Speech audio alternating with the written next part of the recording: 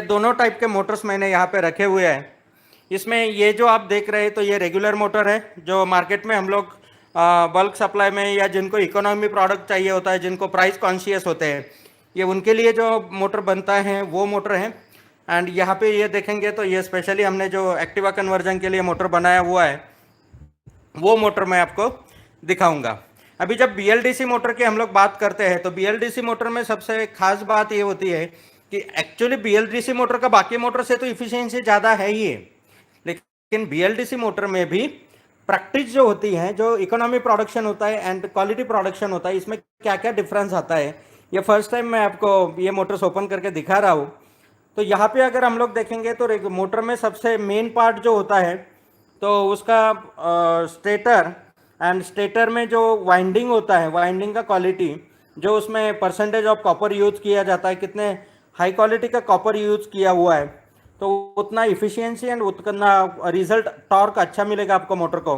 अगर ये regular motor हम लोग देखते हैं तो यहाँ से आपको दोनों वाइंडिंग में, ये जो गोगो एवन का स्पेशल मोटर है एंड ये रेगुलर मोटर है, तो दोनों मोटर के वायर कलर में आपको डिफरेंस पता चलेगा। आप वीडियो में भी देख सकते हैं, ये दोनों कलर में आपको डिफरेंस पता चलेगा। ये डिफरेंस जो है तो कितना प्योर कॉपर यूज किया हुआ है, इससे ये डिफरेंस आता है। यहाँ पे अगर आप देखते हैं, थोड़ा सा मैं क्लोजअप ले लेता हूँ, तो यहाँ पे ये दोनों कॉपर की क्वालिटीज़ आप देख सकते हैं, कलर से ही आपको पता चलेगा। दूसरी बात, यहाँ पे जो वाइंडिंग का जो लेबर वर्क है या फिर जो काम किया जाता है, तो यहाँ पे वाइंडिंग करते समय ये फास्ट वाइंडिंग या इकोनॉमी वाइंडिंग किया जाता है, रेगुलर लेवल से वाइंडिंग किया जाता है। और यहाँ पे जो वाइंडिंग होता है तो ये स्किल्ड वर्कर्स ही आप पे वाइंडिंग करते हैं या फिर मशीन वाइंडिंग इसमें किया जाता है। तो ये दोनों का डिफरेंस ये है, ये पहला डिफरेंस मैंने आपको बताया। दूसरा जो डिफरेंस आता है, रेगुलर मोटर जो मैन्युफैक्चर होती है तो उसमें ये आप जो कोर देखे ले, इनर पोर्शन है, तो यहाँ पे नॉर्मल स्ट्रिप्स यूज करके उसको रिवेटिंग किया जाता है, बल्कि यहाँ पे आप देखेंगे तो एक ही मोल्ड में इसको प्रेस डाई में बनाया जाता है और ये ज़्यादा स्ट्रॉन्ग एंड स्ट्रेंथ इसकी ज़्यादा रहती है। यहाँ पे आप नज़दीक से भी देख सकते हैं, तो यहाँ पे जो डिफरेंस है एंड यहाँ पे आप देख सकते हैं, तो दोनों में ये डिफरेंस आ जाता है। देन शाफ्ट क्वालिटी में भी आप देख सकते हैं कि शाफ्ट का जो मटेरियल यूज किया होता है या जो क्वालिटी होता है, यहाँ पे आप देख सकते हैं शाफ्ट का क्वालिटी एंड मटेरियल जो यूज किया होता है, मतलब यहाँ पे जो मशीनिंग किया हुआ है उसके फिनिशिंग से ही आपको पता चल सकता है, या फिर जो माउंटिंग किया हुआ है, यहाँ पे जो मिलिंग्स दे के प्रेस फिट किया जाता है, यहाँ पे मिलिंग्स नहीं होता है, यहाँ पे डायरेक्टली प्रेस फिट किया जाता है। ये छोटी छोटी चीज़ें, ये आपको कभी समझ में आने वाली नहीं है, but as an motor manufacturer इन चीज़ों को हम समझ सकते हैं और आपको भी टेक्निकल नॉलेज है। अगर टेक्निकल नॉलेज नहीं है, क्योंकि आज बहुत सारे यूट्यूब की वजह से या फिर अर्धज्ञानी लोग बहुत मार्केट में घूम रहे हैं या बहुत हो चुके हैं, जिनको टेक्निकली नॉलेज कुछ नहीं है लेकिन बातें बहुत बड़ी बड़ी करते हैं या बातें करना जानते हैं। तो नॉलेज लेके, जो नॉलेजेबल है, जो इसको टेक्निकली सच में अंडरस्टैंड कर सकता है, उन्हीं लोगों के साथ में डिस्कशन करने में मज़ा आता है, क्योंकि वो समझते हैं मैं क्या बोल रहा हूँ, एटलीस्ट समझते तो भी है। बाकी जो एक मतलब बहुत सारे कुछ लोग ऐसे मिलते हैं कि अरे नहीं सब इतना महंगा क्यों, या फिर इसका इतना प्राइस ये क्यों, फिर क्वालिटी से क्या फ़र्क पड़ता है, हमें तो काम चलाने से मतलब है। तो ये प्रोडक्ट गोगो एवन ने कभी इन लोगों के ऊपर फोकस नहीं किया, इनके लिए प्रोडक्ट नहीं बनाते हैं। प्राइस डेफिनेटली गोगो एवन का मार्केट से कम ही है, लेकिन वो कम प्राइस दे के भी क्वालिटी क्या दे रहे हैं, ये सबसे इंपॉर्टेंट है। तो पहली चीज़ हमने देखी कि वाइंडिंग, मोटर में सबसे इंपॉर्टेंट पार्ट होता है कि वाइंडिंग का क्वालिटी, ये आपने देख लिया। देन जो मटेरियल क्वालिटी होता है वो आपने देख लिया। देन जब हम लोग ये हॉल सेंसर्स फिट करते हैं तो यहाँ पे आप देख सकते हैं कम्प्लीटली वाटरप्रूफ किया हुआ है, मतलब मोटर के अंदर पानी भी जाता है तो जो मेकिंग क्वालिटी होता है, जो लेबर वर्क होता है, तो वो बहुत ही प्रिसाइजली किया जाता है। वही आप यहाँ पे देख सकते हैं। तो यहाँ पे रेगुलर मोटर जो आता है तो यहाँ पे ओपन है, मोटर के अंदर कभी पानी चला जाता है तो ये इमीडिएटली शॉर्ट हो जाएगा। तो इतना ये डिफरेंस इसमें आ जाता है, मतलब छोटी छोटी चीज़ होती है। यहाँ पे जो वायर्स आप देख सकते हैं, इसका मतलब हर एक काम का जो काम करने का तरीका होता है। प्रोडक्ट चाइना में सस्ता बनता है, लेकिन क्यों बनता है, क्योंकि हर जगह पे मटेरियल कॉस्ट भी कम किया जाता है।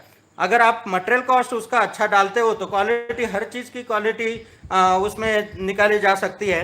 यहाँ पे दूसरी बात अगर मैं आपको बताऊँ तो सबसे इम्पोर्टेंट, जैसे आप अगर टेक्निकली नोन है, जानते हैं कि जो ये टेम्पररी मैग्नेट क्रिएट करता है, और जब ये टेम्पररी मैग्नेट क्रिएट करता है तो इसके अंदर जो आयरन प्लेट्स लगाए जाते हैं, तो वो प्लेट का क्वालिटी कैसा है ये बहुत मैटर करता है।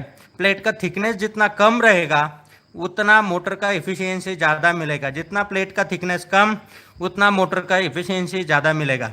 यहाँ पे आप दोनों को मैं यहाँ पे क्लोज में दिखा देता हूँ। तो यहाँ पे अगर आप देखेंगे तो आपको डिफरेंस पता चल जाएगा। ये मोटर में प्लेट्स का थिकनेस जो है वो ज़्यादा है, आपको क्लियरली दिख रहा होगा। एंड यहाँ पे अगर देखेंगे तो ये जो थिकनेस है ये बहुत ही कम थिकनेस है, मतलब आपको लाइंस क्लियरली नहीं दिखाई दे रही होगी क्योंकि बहुत ही पतले पतले प्लेट्स इसमें यूज़ किए हैं। ये प्लेट जितने नंबर ऑफ प्लेट ज़्यादा होंगे, जितने पतले प्लेट्स होंगे उतना मोटर का इफिशियंसी ज़्यादा मिलेगा, टॉर्क ज़्यादा मिलेगा। एंड यहाँ पे जितने ये थिक प्लेट होते जाड़े वो प्लेट होंगे उतना मोटर का इफिशियंसी कम मिलेगा। तो ये एक मेजर डिफरेंस यहाँ पे आप देख सकते हैं। अभी ये चीज़ें मार्केट में किसी को समझने नहीं आने वाली है, या फिर लोगों को इतने डीप लेवल तक का नॉलेज भी नहीं होता है, तो वो अंडरस्टैंड करना डिफिकल्ट हो जाता है। लेकिन आप टेक्निकली इंटरेस्ट लेते हो और हर एक चीज़ को आप टेक्निकली अंडरस्टैंड करते हो, और जो टेक्निकली अंडरस्टैंड करने की आपकी जो भूख है उसके लिए आप कंटिन्यूसली हमारे साथ में वर्क कर रहे हो, तो हमारा फर्ज बनता है कि सही चीज़ों के साथ में या क्या डिफरेंस है तो इसके साथ में आपको अवगत कराना।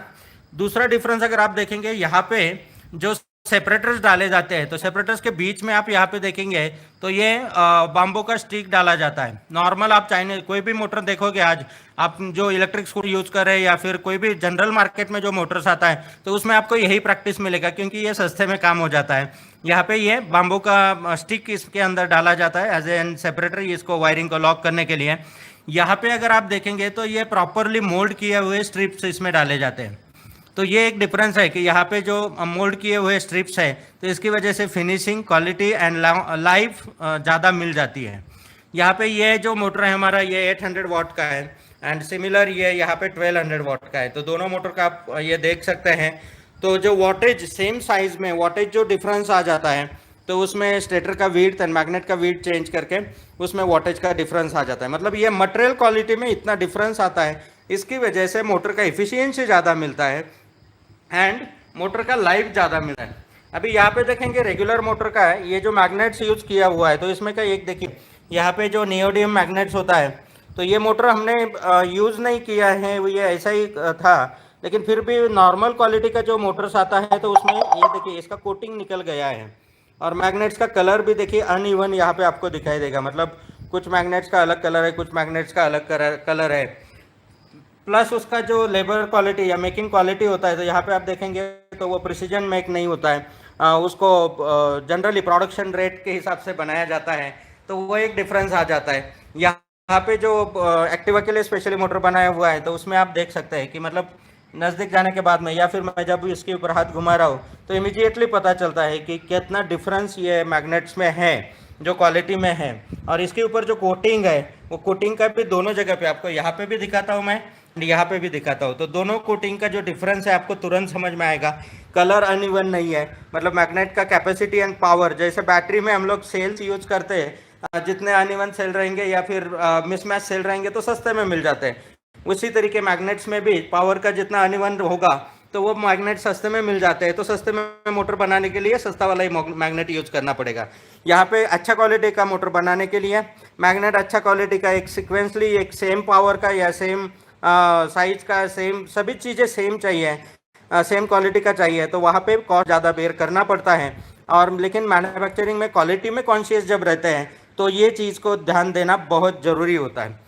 सेकेंड थिंग, जहाँ पे आप एल्यूमिनियम अगर कास्टिंग देखोगे यहाँ पे तो ये फिनिशिंग से ही आपको पता चलेगा कि एल्यूमिनियम कास्टिंग में क्या डिफरेंस है। तो ये डिफरेंस एंड ये मोटर में अगर आप देखेंगे तो फिनिशिंग में तुरंत पता चल जाता है कि किसमें क्या मटेरियल कॉम्बिनेशन यूज़ किया है एंड कितना कॉस्ट सेविंग किया हुआ है।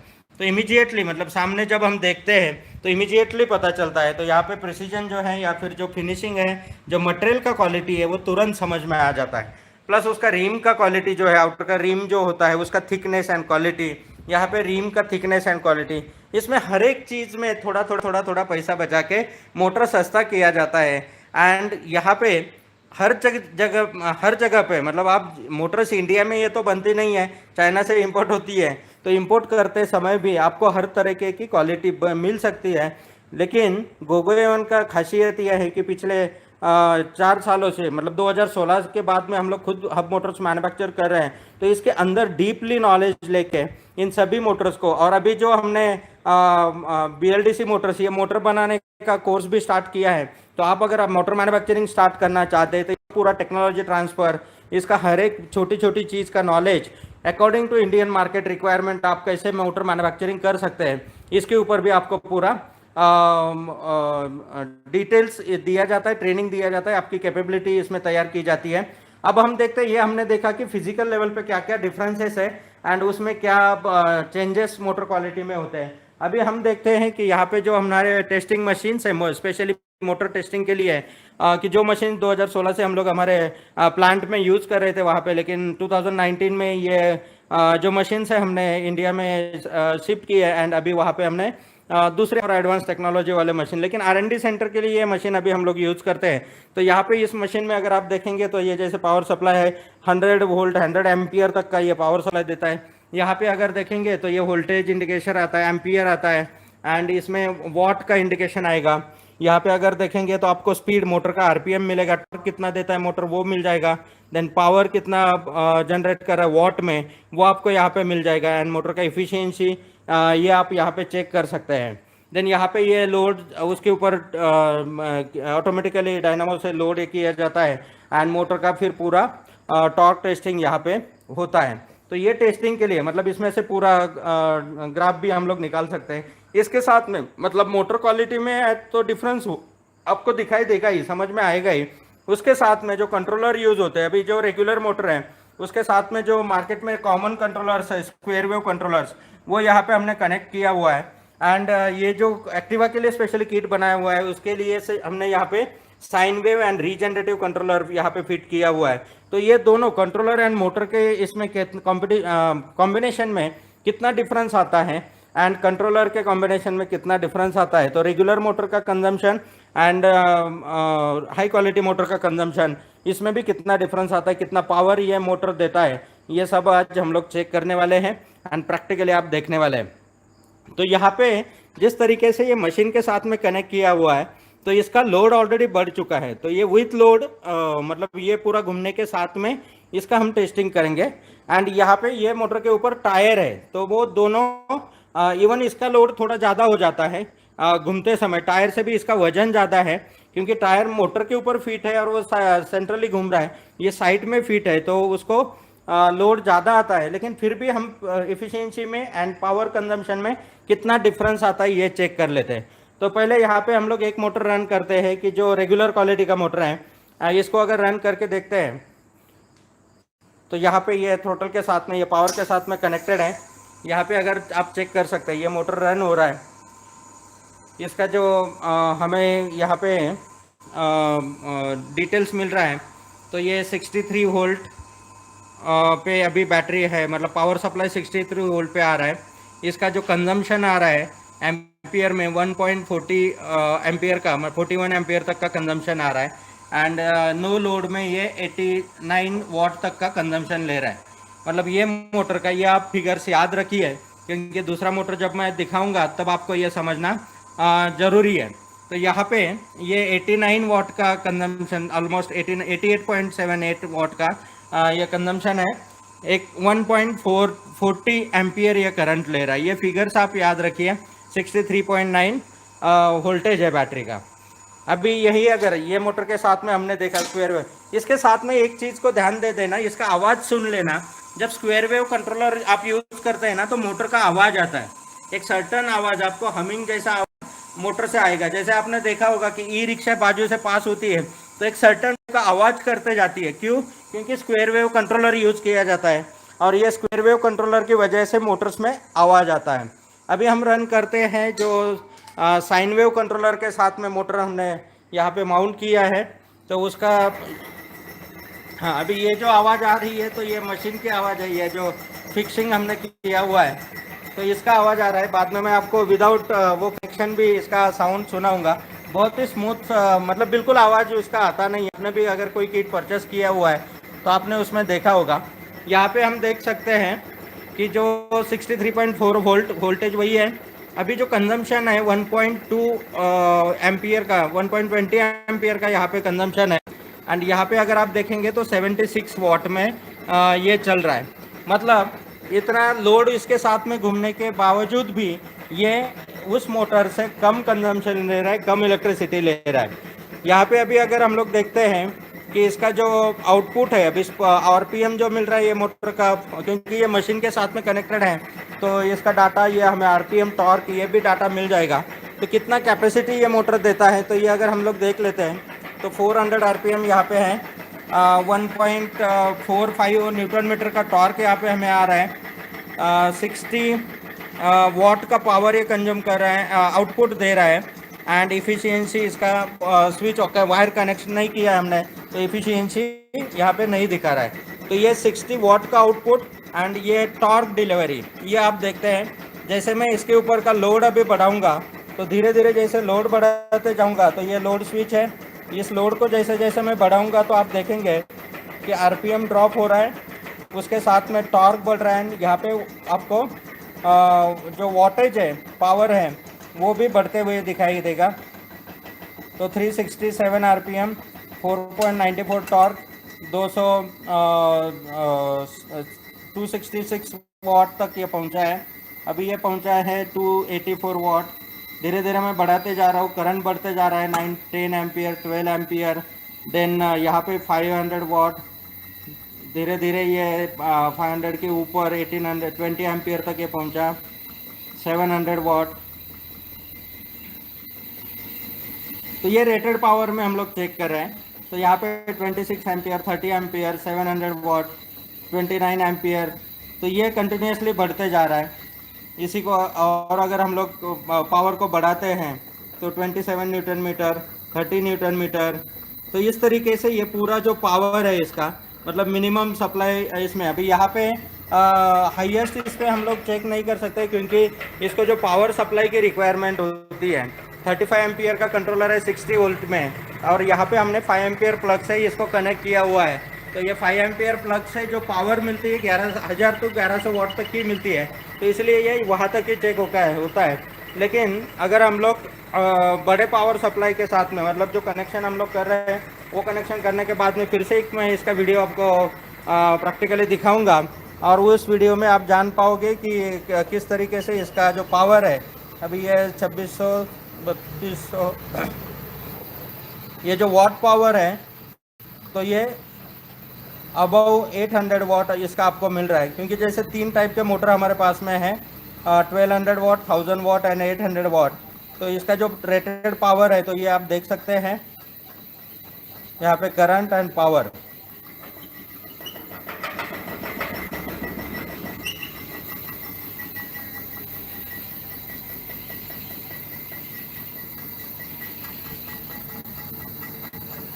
ठीक है, ये 25 एम्पियर तक ही हम लोग लोड इसको दे पा रहे हैं।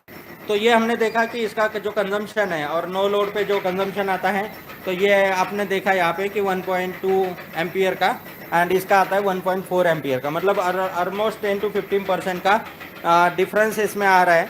और 10 to 15% का डिफरेंस मतलब इस मोटर में जो आपने 10 to 15% डिफरेंस, मतलब मोटर अगर पावर कम देती है, इफिशियंसी कम आती है, तो 10 to 15% डिफरेंस यानी क्या हो गया कि आपको 10 to 15% की बैटरी एक्स्ट्रा यूज़ करने पड़ेगी। और जब आप बैटरी एक्स्ट्रा यूज़ करोगे तो क्या होगा, आपने समझो मोटर में 1000-2000 रुपये बचा दी है मोटर कंट्रोलर में। लेकिन अगर आप नॉर्मली बैटरी, अगर आप सपोज एक 20 एम्पियर या 24 एम्पियर का भी यूज़ करते हो तो उसका 20% एक्स्ट्रा बैटरी आपको लगाना पड़ेगा। 20% एक्स्ट्रा बैटरी मतलब ऑलमोस्ट 6000 प्लस का बैटरी आपको एक्स्ट्रा लगाना पड़ेगा। उतना ही रेंज आने के लिए, उतना ही पावर मिलने के लिए, उतना ही टॉर्क डिलीवरी मिलने के लिए। तो ये डिफरेंस दोनों में आ जाता है। तो आज हमने देख लिया कि किस तरीके से एक्टिवा कन्वर्जन के लिए जो मोटर हमने बनाई हुई है उसके क्वालिटी में क्या